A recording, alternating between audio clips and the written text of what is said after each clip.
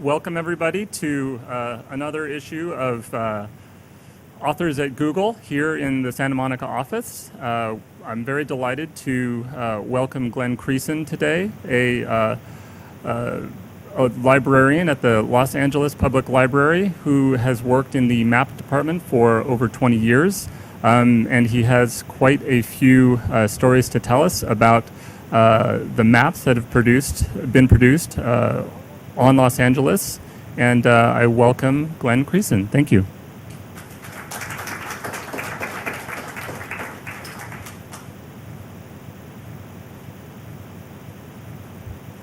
Good afternoon. This is something to see this building. I come from the Central Library downtown where I was telling Chris we don't even have pencils anymore. Has something to do with the budget and the mayor. Anyway, I feel like I'm really lucky because in 1989, after there was a fire at the library in 1986, and in 1989 we moved the library to temporary quarters, and it was so difficult. It was at 4th and Spring. It's a very dicey neighborhood. The map librarian decided to call it quits. So I ended up getting this job, and I was an English major at UCLA. I'm not a cartographer, and I have no scientific background. I really didn't know anything, so I literally started going drawer by drawer and looking at the maps and trying to figure out what they were. And so in this process, is this working? Everybody hear me and everything? Okay. Over the years, I just fell in love with these maps, and I realized that in looking at maps, you learn so much about Los Angeles history. And the more you look at them, the more you will learn. And you read them like they are books. And there are some of the maps that are in this book that you could literally spend weeks with. I'm not going to spend weeks with them, but I'll try to keep this. You can tell me when it's time to stop because I tend to just keep talking. I also wanted to mention that my experience in Santa Monica was when I was a hippie a long time ago, and I was worked at a glassworks at 10th and Pico with these hippies, but I found out it's not a good business concept to have hippies working for you because they tend to like smoke hash and go to the beach instead of doing their work. So anyway, I grew up in Southgate, and that's the first map I put on there just to show you it's about 20 miles away from Santa Monica. It's a blue-collar suburb, and not much to say about Southgate except that it's used to be where General Motors was. When was in Southgate? In the 50s and 60s. Really? Well, I was there 1 year later. Really?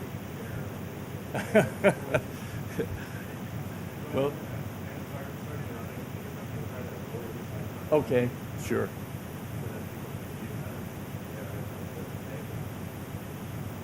Well, I just threw this in because I think it's kind of interesting in that this is a very early map of the coast of California. Originally, there was a misconception that lasted all throughout the 18th century that California was an island. And this is, they sort of corrected that eventually. This is a map of the coast of California where they actually call it the City of the Angels because that was the original name of the city, was City of Los Angeles.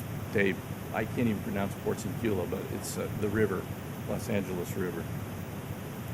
One of the first maps I wanted to use in the book, and this does look pretty compressed, this is the Kirkman-Harriman map. It was created by a very eccentric columnist at the Los Angeles Times, Kirkman. Harriman, as it turns out, was a man who was one of the first people to care for the indigent in Los Angeles, and he ran the county farm where they would literally take care of homeless people and so forth. I believe that he did a lot of the research on this because he tracked a lot of these kind of things. Anyway, they created this map, and it's amazing in that it was done in 1938, but it portrays the area in 1860 And the thing about it is there's layers of historical fact in this map. It shows the early trails, the roads that people traveled on. It shows battle sites, and it shows where the Indian villages were. And I think there's a small misconception that there wasn't much of a Native American presence here, and there was much more than you would expect. That's what Santa Monica looks like on this map, and you can see there were villages here. It was the Tongva Indians. Further north, it was the Chumash Indians. Eventually, they called them the Gabrielanos or the Fernandinos, which is really kind of a Anglo naming of the Tongva Indians. They formed the original settlement here, which was Yang Na. It was here thousands of years. They thrived. This was one of the most successful tribes in North America, actually, but they sort of lived in a Stone Age. They didn't really need to do much more than what they were doing, which was enjoy this beautiful weather in this harsh winter day here in Santa Monica. They dug things out of the sand. They fished. They hunted, and they very rarely fought. This was a very until the Spaniards came, there was very little conflict for them. Also on this map, you'll see these battle sites. Those little crossed swords at the top of this right here. You can see that's the Los Angeles River at the top flowing through there. That is like the Cahuenga Pass right there, and that's the Battle of the Providencia. There was a battle in which the Californios fought the Americans, and because in this area most of the battles were fought between family and friends, they didn't really kill people. They just kind of, too bad people don't do that now. If they had drive-by shootings, or they'd shoot into the air. So in this battle, they actually only killed a mule and injured a horse, and that was the casualties for the Battle of La Providencia. This is you can see at the heart of this map. The thing that amazes me about it is that if you took this and reproduced it on a transparency, you could put this right over a map of the freeways today, and you'd be amazed to see how many of these these trails end up being freeways or major thoroughfares. So it's actually on this map, you'll see. Yes. When was this map created? Pardon? When was this map created? It was created in 1938, but it portrays 1860. Just to repeat, this is as intended to look as it did in 1860? 1860, but it's layered with historical. Right, yeah, well, we're seeing 1770, January 16th here. Right, so those for would example, be events 1775. that happened, and a lot of the when the Spanish explorers came through here, first they just sailed by in the 1540s, and it looked nice, but they just kept going. Then eventually they had these inland expeditions. And they were commissioned by the Spanish government to seek out and create missions that would be sort of a backbone of civilization.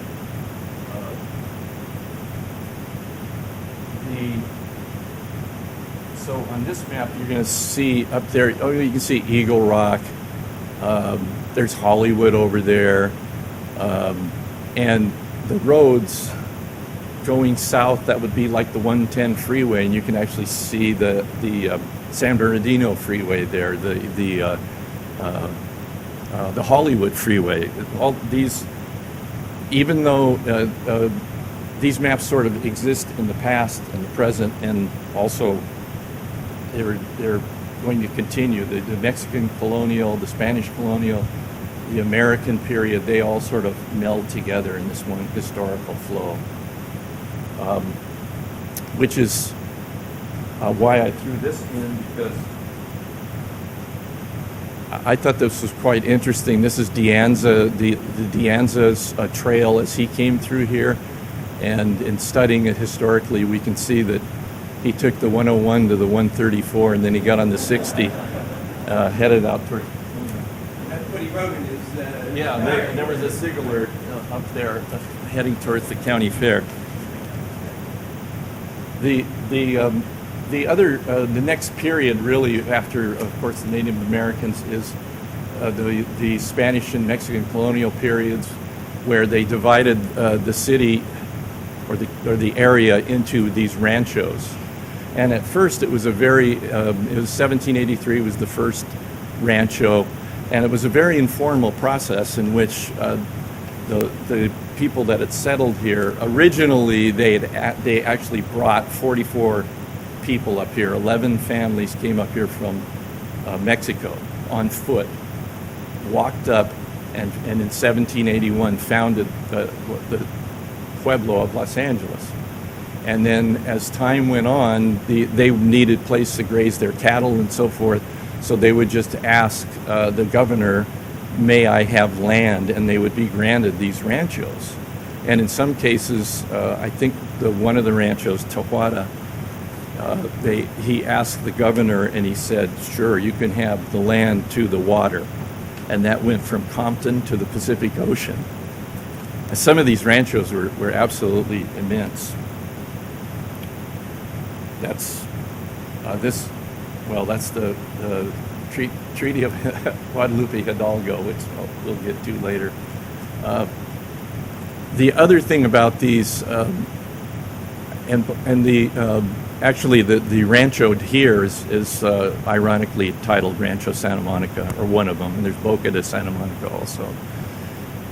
At the center of all these ranchos is the 4 square leagues, and that was granted by the Spanish government. Where it says Pueblo de Los Angeles, that was an area that was basically given to the government of the city, and it's quite important that they controlled that little area, and we'll see why the city grew, because there are reasons why they were able to annex all this territory all around the city, and it has to do with having this right from the Spanish crown.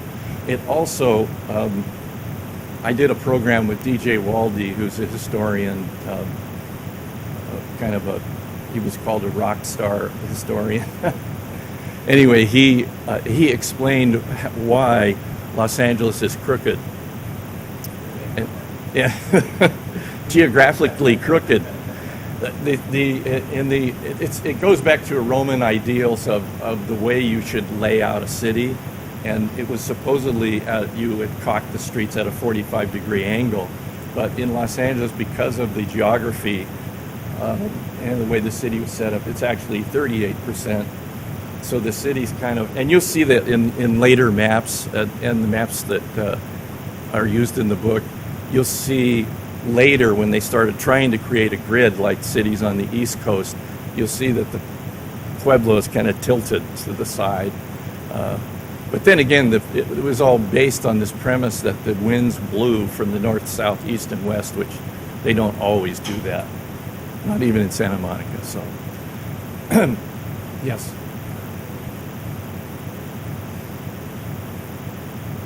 This, I skipped one.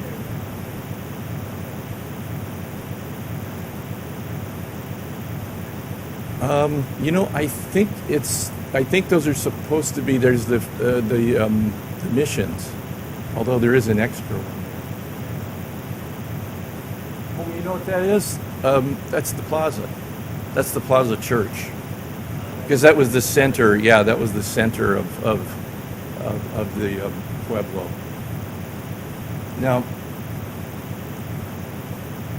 this, even though this is a pictorial map and people think of it as kind of plebeian, I just wanted to use it in the book because it shows how the city was laid out, how the whole area was laid out, and because this is a typical diseño. These were the maps that were done of the rancho, and you can see this looks like something that maybe your kid did in 3rd grade, but surveying was so primitive in those days. The way they measured these ranchos is they would take 2 horsemen on racing horses with a big rope in between them, and they would ride like this, back and forth, and that's how they would measure it.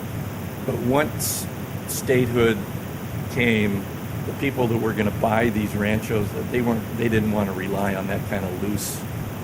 So anyway, we'll get to that about how they actually did survey these later on. This represents two different things.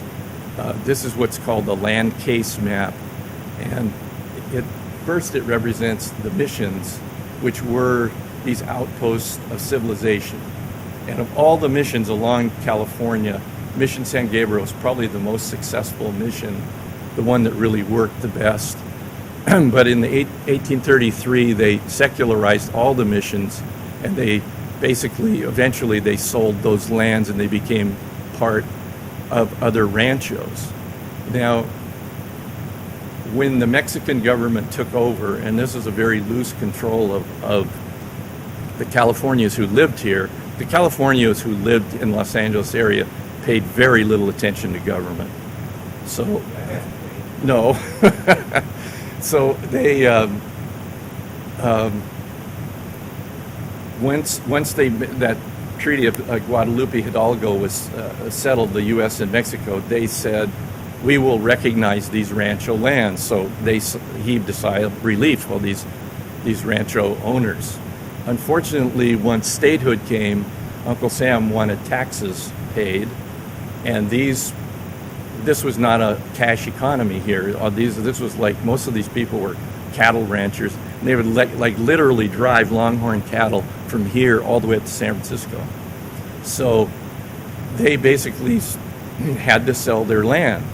And the U.S. government said that you have to prove your title to the lands, and that meant they had to hire lawyers, they had to survey the property, they had to send people all the way out to Washington, D.C. for these hearings. And these would take 15, 18 years.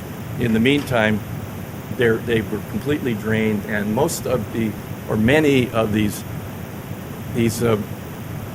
rancho owners who lived this very beautiful, idyllic life that you kind of picture old California, like the old Zorro episodes, they ended up in Sonora Town, which is like where Alvera Street is now, absolutely impoverished with not a penny to their names.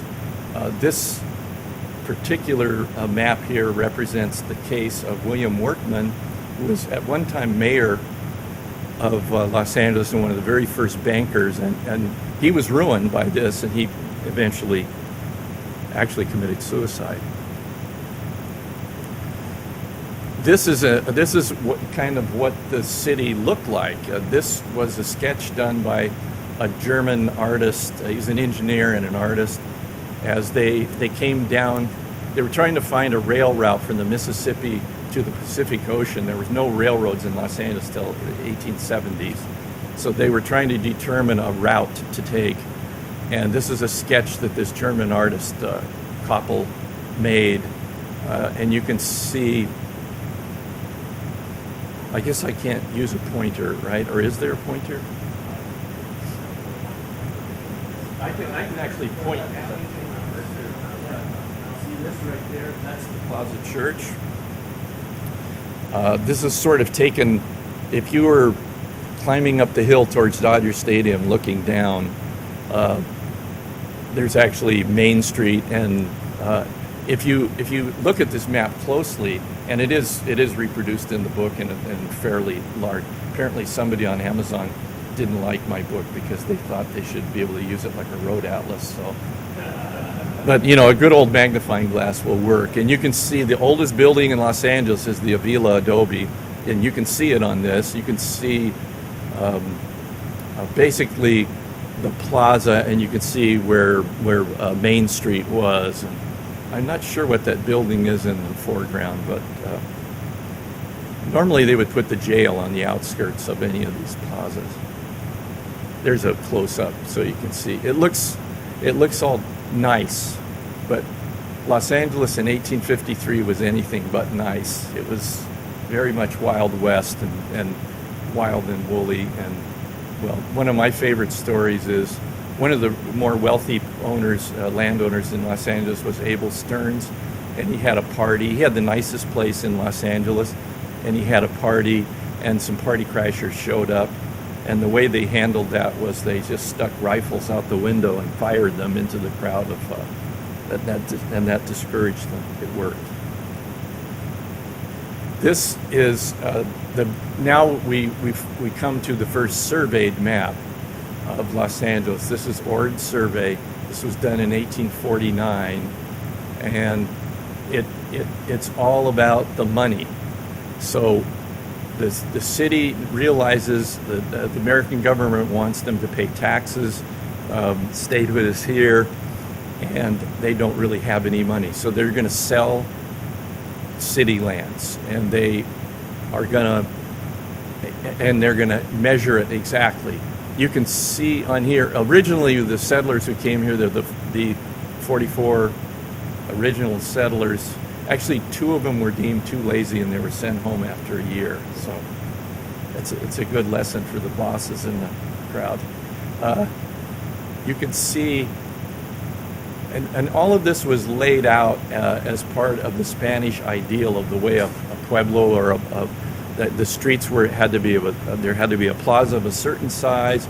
The lots were only like 40 by 90, and this is something that happened and continued to happen right up into the 20th century. They would name the cities in both Spanish and English. So you see Calle Loma, that's Hill Street. There's Acetuna is Olive Street. 14, that became Broadway, that's Fort Street. And Principal, that's kind of interesting because Spring Street, I think people are always asked the question, what was the spring? Where did the spring come from? Well, Spring is actually Ord's girlfriend. And he called her Primavera, so he named a street after her. Yes. It's, let's see. Yeah, like that way.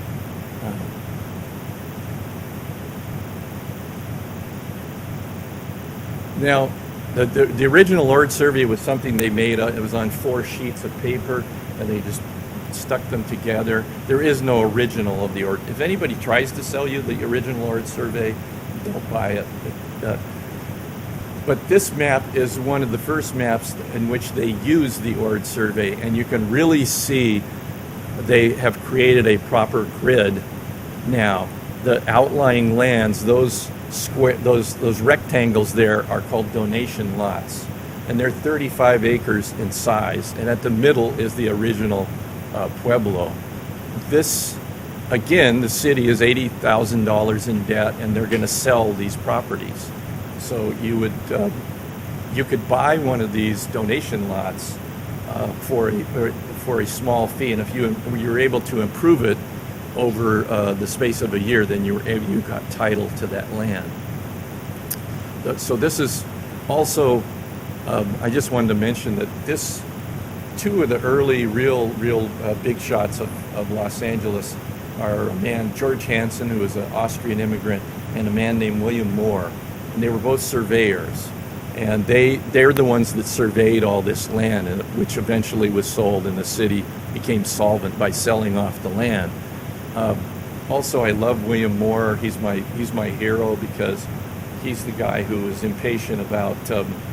He was in San Francisco and he wanted to come to Los Angeles. He saw opportunities here, and he didn't think the trains went fast enough, so he walked from San Francisco to Los Angeles.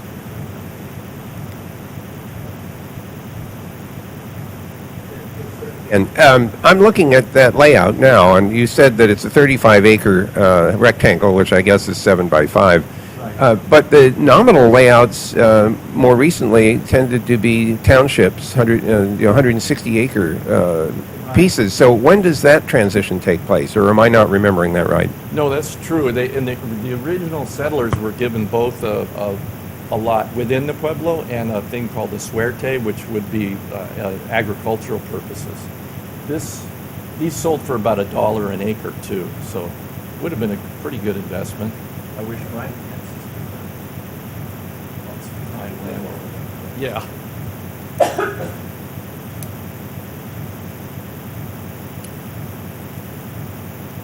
So this is actually called the Hansen survey. is one of my absolute favorites. This is a Stevenson map. Not so impressive like this, but this is truly a map that you can read like a book.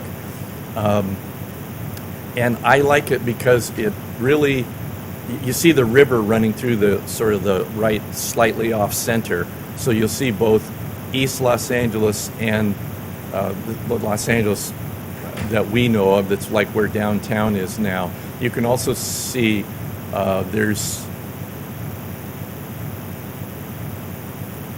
that's where Chavez Ravine is, where the Dodgers have been playing poorly for the last 20 years, or at least in a mediocre way. In the upper right-hand corner, that's Highland. That's where Highland Park is in the northeast. On this, you can see right in the middle there. That's Echo Park. That's the reservoir, and you can see there's Chavez Ravine to the right. It's pretty easy to spot. The other body of water you can see up in the top left there. That is what's Silver Lake Reservoir now. Now, the thing about this that makes it even more interesting is that it's a plat map, and a plat map shows you the owners of the property. And this was done in 1884, and I've seen others that were done in the 1870s, and you can see the names, the old Spanish names of the fundadoras, the people, the original people. They start to disappear, but even on this you can see Ramirez and Avila and Sepulveda, but then you're going to see more Keller and Childs and Beaudry. Beaudry was a real big butter and egg man, and one of the points that I found in researching this book is Los Angeles was always very much a multicultural city right from the beginning. It was not just a purely Spanish city. There was as much French spoken on the streets as there was Spanish, and there were other languages, Russian, German, Chinese, and all kinds of, it was a mixture of people. So this is one of the main stories of Los Angeles, and where the city, I mean, it would have stayed this sleepy little place. It would have been like Santa Ana or something if they hadn't conquered the water problem. So this is the original, this is the Zanja Madre. This is a map that was done in 1875 to demonstrate this mother ditch, which they dug off of the Los Angeles River. I mean, this started in 1781. Just as soon as they arrived here, these families, they started digging these ditches off the river for all kinds of purposes. This is what it looked like. I mean, these guys were called, they were water carriers, and they would literally fill these jugs and walk around. It's sort of like a Puritas water delivery guy. And water was so dear, it would be like 50 cents a bucket. And that water from the LA River and those zanjas did everything. You bathed in it, you washed your dishes, you washed your animals, you irrigated land, and I just threw in some pictures of this is those hatched lines. That's the Zanja Madre as it passes through the pueblo. You can see those names. The funny thing on this map is that so many of the property owners were women. It's kind of a time of history, but women owned a lot of the property. Anyway, this is the Zanja Madre, and these women are washing their clothes in there, and you're going to be drinking that water. And then this is what it looked like. It went through all different kinds of manifestations, and this water being such a major thing, it also was always the big political issue. And also, this is another story where the mayor, I think it was Marchesant, he came up with an idea that they were going to hollow out logs and run the water through these logs and make water available to everybody. And so they spent all this money, and they did that, and it didn't work. And he went into the city council meeting and shot himself during the council. And in researching parts of the book, I went to the archives and I got out to city council meetings, and all it says, it doesn't even mention the fact that a man shot himself in the council chambers. It just says that the meeting adjourned early. So this is part two of that water problem. Is as early as 1861, they started realizing that they had to find a way to store the water because the river was always a very unpredictable thing, and there was lots of flooding, and they had trouble controlling it. So they set out to create reservoirs and build ditches, and this was the big money maker. This is where there's a little storm there. Anyway, again, the same guys, Hansen and William Moore and Prudent Beaudry, they all had different ideas about building a reservoir and creating a water company. So this right at the middle there where you see that is Echo Park. And they did eventually build this. I think this was done in like 1878. They did build these reservoirs, and on the way they went through Silver Lake. That also was a reservoir, and and one of the ways that people became very wealthy is they got property around these, and we'll see later. I hope I make it to when the Huntingtons became involved in the building streetcars, and see there's the reservoir. And you can see the names again. There's Beaudry's name, there's Child's, and so those. And this, they could rely on gravity to get it all. It kind of went down Glendale Boulevard, and what we know as Glendale Boulevard now. And when it got down there, there was a 78-foot drop. So they built a mill. They built like a big water wheel, and they built a mill. And that was the very first industrial. The first factory in the city of Los Angeles was this woolen mill that they created in making Echo Park Reservoir. This is also just I'm going to just touch on this. It's an important concept. Again, there's those 35-acre lots, and that's the river running through there. And the reason I threw this in is because they managed to. A lot of the thrust in Los Angeles, especially in the 1870s, 1880s, was to remove themselves from the Spanish, the colonial city. They were trying to make it an American city, but not when it came to the river. When it came to the river, they wanted to stay Mexican, because in the Mexican tradition was the pueblo owns the water. So in the American system, if your house butts up on the river, that water is yours, but not in the Mexican or Spanish system. So the city of Los Angeles somehow kept the river and owned the river. And so since water was dear to everybody in Southern California, all these cities ended up joining Los Angeles, and that's how Los Angeles got so much bigger, especially like a place like San Fernando Valley, where they just needed water desperately. So and Hollywood too was annexed by the city of Los Angeles because of the water.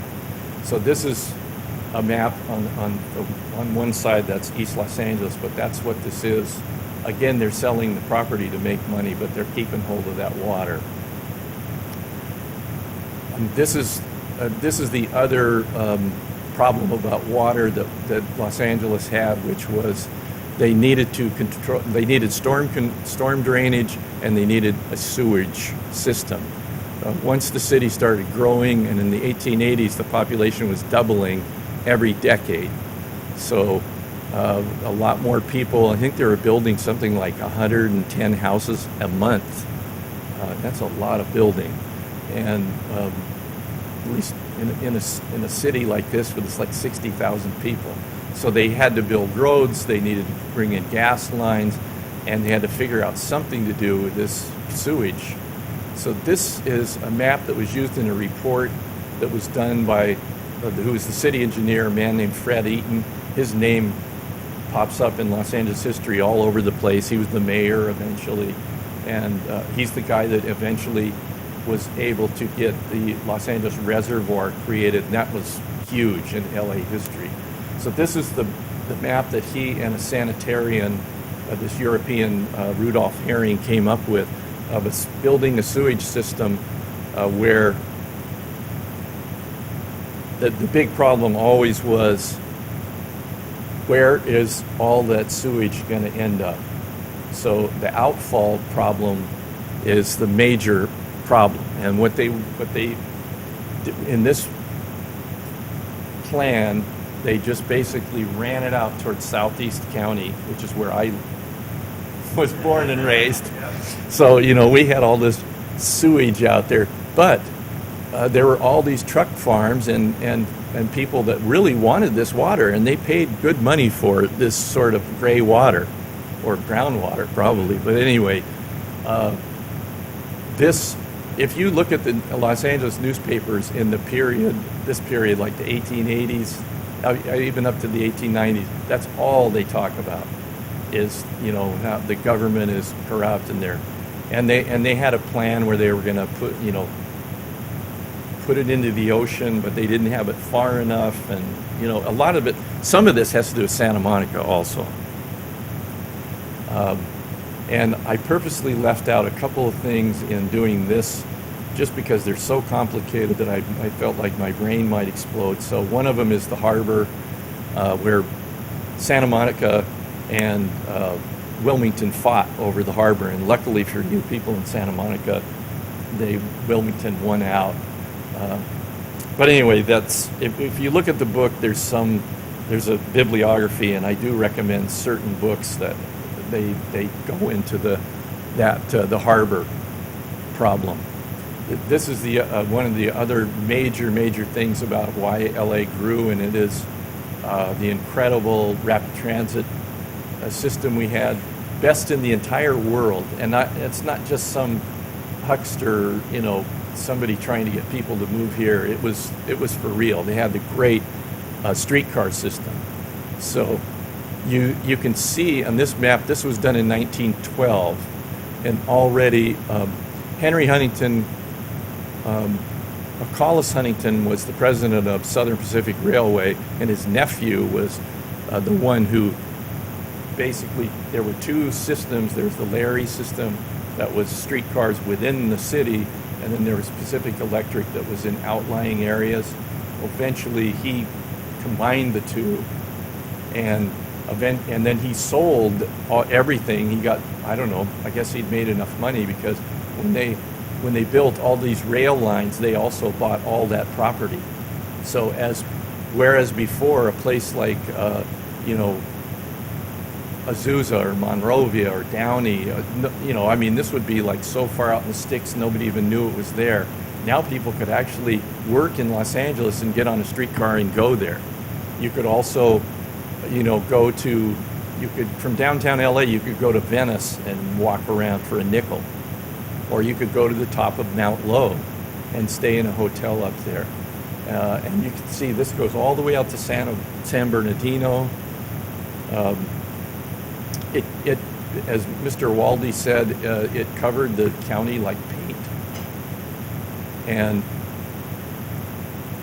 this is such a complex story about the streetcars and what happened to the streetcars. How am I doing for time? I got 20 more? Okay. I'll just keep going and then just disconnect the electricity. Anyway, I have to admit that I am old enough that I rode the streetcars, and this was my father's idea of making a man out of my brother and I, which never really worked, but he made us take the streetcar to the Coliseum, and we sold programs at RAM and SC and UCLA games. And I got on the streetcar at Huntington Park and rode it over to Slauson, and then took that to Vernon, and after being beaten up and having the money taken away from us, we walked to the Coliseum. But anyway, this is you can see how the PE, the Pacific Electric system, in 1912, after Huntington sold it, they painted them all red. So you'll hear people old people say, riding the red cars, the big red cars and all that. They didn't maintain these cars. There were like 900 trains, and they would, constantly going. And the traffic in downtown Los Angeles was just terrible because of all the streetcars. And then eventually they didn't maintain them. They started adding buses. So by 1930,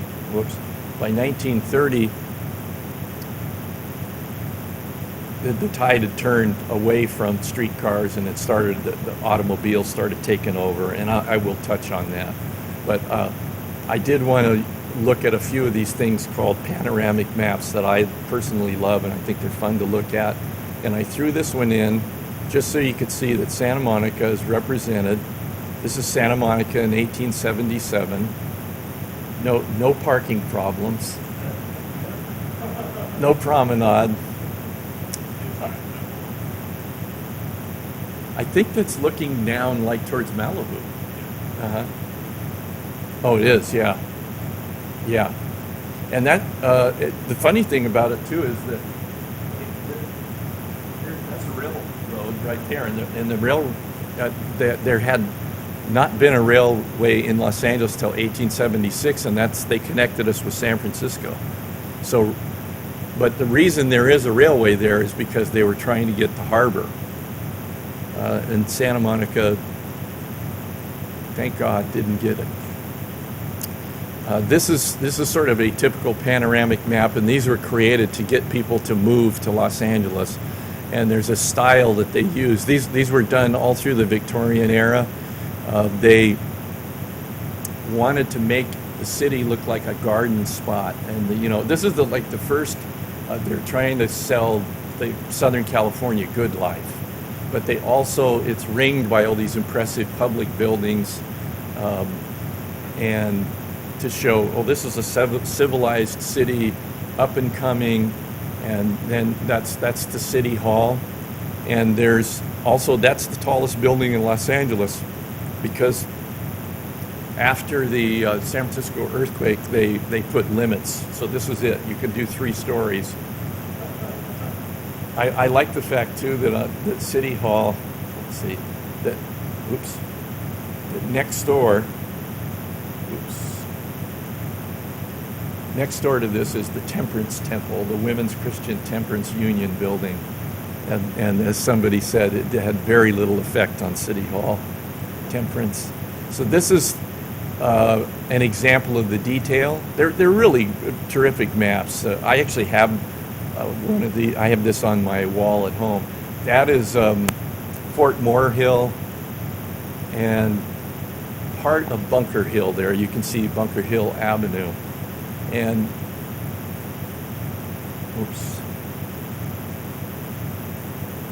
that's the new high school there. And right in the middle of the building, right in the middle of the map, that's the new high school.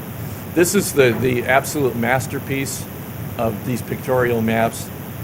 This was done. It's like a travel guide. All that printing at the bottom that tells you like every building in the city and stuff to do and how to get there.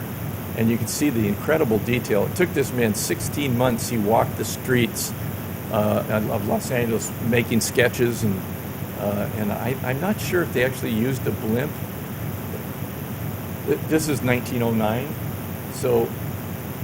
In the middle there, you can see that's actually, they called it Central Park then. That was what's now Pershing Square, which is now a big piece of ugly concrete, but then it was a really nice park.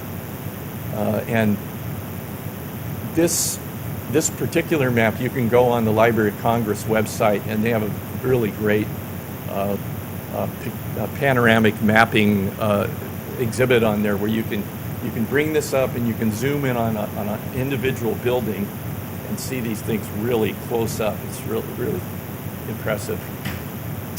And right here in the upper right-hand corner,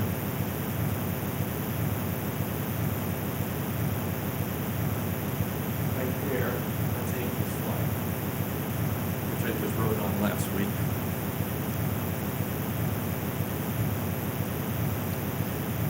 In talking about the streetcars, this is the very first automobile map.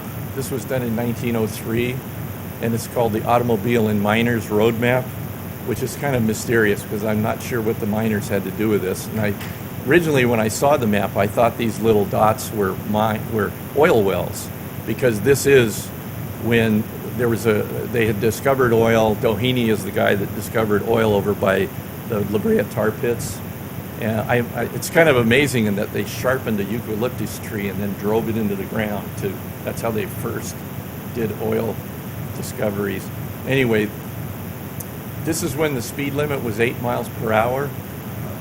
But you can see that there's still this. It's really sprawled out. So Los Angeles has always been this kind of sprawling, and it has a lot to do with the ranchos. It has a lot to do with streetcars. This is what downtown looked like in 1913, and this is kind of a watershed year because the city of Los Angeles was the very first city to have a population boom after mass production of automobiles. So the city, even though World War I was on the horizon, was really booming, and there was a lot of building. And there were in downtown. You can see that it's kind of an amazing map too, because it's like an orthographic projection. It's kind of like an aerial photo. You can see at the top there again. There's a Central Park. 5 years later, that became Pershing Square because Pershing was a hero in World War I. And they were showing movies. The first movies were being shown at downtown, and the next year the Panama Canal opened, and the harbor had already been improved, so then Los Angeles just really took off as an industrial power. There again is Central Park, and it's also Hamburger's department store is in there. That's where they had the movable staircase, they called it. This is done much later, but this is an example of one of these tourist come-on maps. I love this one because it has some personal significance for me, and I just think it's so funny because this man was a German, and for some reason he did the regular tourist thing. So on this you see the Brown Derby and Grauman's Chinese and the Hollywood Bowl and things like that. But when he gets to Santa Monica, what does he have? The Crystal Pier nude sunbaths. And he also has, see, there's Cloverfield up there. There's the Venice oil fields, Sunset Pier. And he has my father happened to be a craps dealer on a gambling boat. They used to take these ships and put them off the coast outside of jurisdiction of the law, and they would gamble out there. So my father was a craps dealer there. So that's not the one he was on, but it's this guy who did the map included them. This one here, I think, is the quintessence of the Southern California good life. You have all the flora and the fauna, and everything just looks, everything's like washed in the sun. And again, there's Santa Monica. I tailored this for the Google audience, and people seem to be, everybody's horseback riding and having a great time. Nobody seems to work. And there's a whale on the see, there's the, but he does include their oil wells. See the oil wells, they're gushing oil, and along with some of the actual, I think that's 1932. So they call the Coliseum the Olympic Stadium because this was the year of the Olympics in 32. This is, to me, the greatest map ever. This is a Joe Mora. He was a immigrant from Uruguay, amazing artist. He was a sculptor, he was a painter. He when he was 14 years old, he already had a job as a cartoonist at the Boston Herald. And he did these things they call carts, And at first, I think he did them for his children, for fun.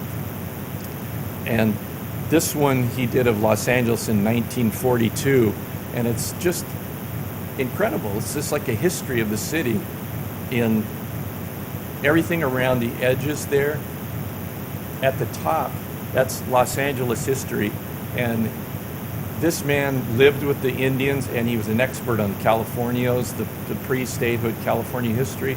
He wrote a book on the Californios, and everything in those illustrations is exactly correct, right down to the hairstyles, what the clothes they're wearing. Although at the bottom, I really like, there's these, it shows the population growth of the city, and it's women wearing bathing suits blowing up these balloons that say, 80,000 people or whatever. But it has like when electricity was invented, when the Pacific Coast League baseball started, earthquakes, the Pony Express, which came through here. This is sort of a close-up where you'll see the little Trojan there for USC, there's a little Bruin for UCLA, and even a little Jesuit there for Loyola.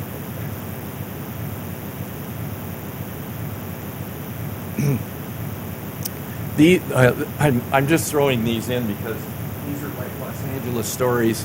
One of the things that I personally wanted to do when I got the chance to write this book is to demonstrate that Los Angeles is not a city of empty-headed, blonde people laying on the beach, with no culture. And I've been to New York. I've heard those stories, and so I personally like this because I've been a librarian for 30 years, and this is a map of the library system done in 1930 of the branches of the library. And in researching this, I was amazed to find that in 1930, Los Angeles was the best read city in America. And we had this really terrific, it's kind of ironic though, in that I chose this little thing here, and I asked the other librarians, I said, I don't know where Hazard is, and I don't know. Anyway, what happened was they opened those branches, and then they had budget cuts, and they closed them. So, but anyway, we've always been a well-read city here in Los Angeles, and we've always had the vital cultural life, and we are one of the, have a really great audience for contemporary classical music. How are we doing for time? Okay. You know what? I'll go. Well, I'm going to skip that. But this is the studios in Hollywood.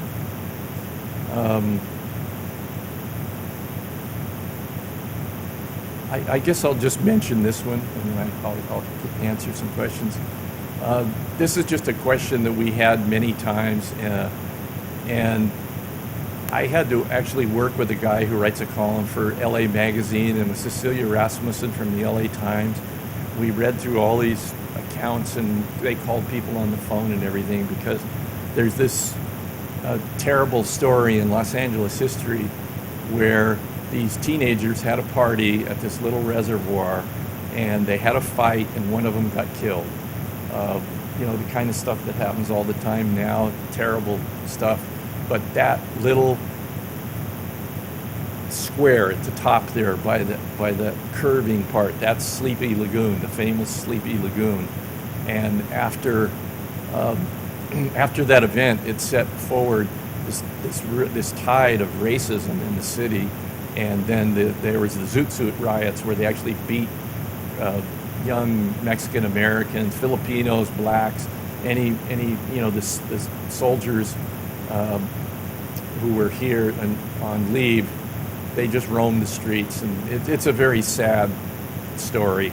So we threw that in, and I'll skip that one.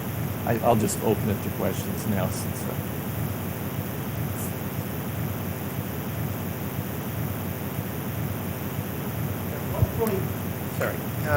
At what point does the first freeway go in? I'm thinking about the Arroyo Seco going up from LA to Pasadena. Is that about 1950 or something? 1938. 1938? Yeah. And then I think in 1950 they passed the Highways Act, and they just built Yeah, it was go down the 1956 freeways. was the Yeah. interstate highway. 'Cause Yeah. even when I was a kid, we would go from Southgate. There wasn't a Harbor Freeway yet. We would go to Park La Brea. I also have a bunch of maps that I brought, a few maps for people can actually touch them and see them, which is, even though I have to admit that I did a lot of research on the book on Google Books.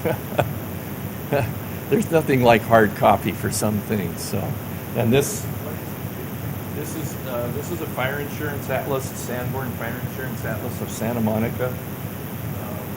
Originally was published in 1930, and then when there were changes in a neighborhood, they would paste this as a paper over. These work clerks would sit in an office and do that. So this is exactly what Santa Monica looked like, building by building in 1956.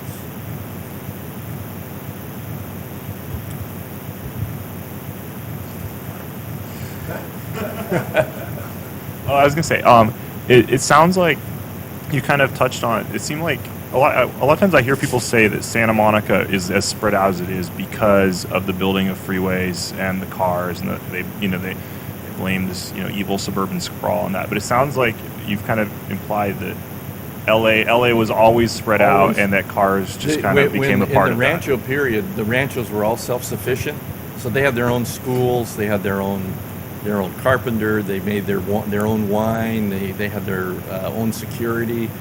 It always was, we don't really need government downtown. It's yeah.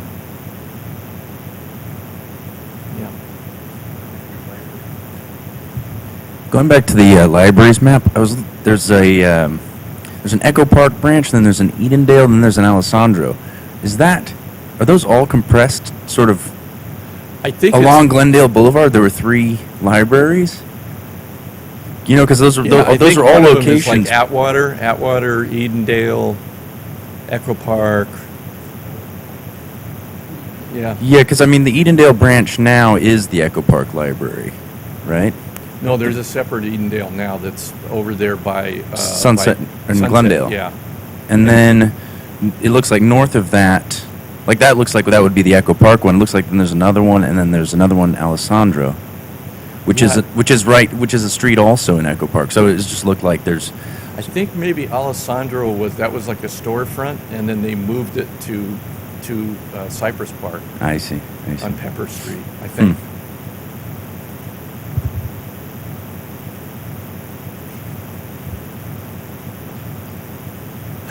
All right. Thank you, Glenn. My pleasure.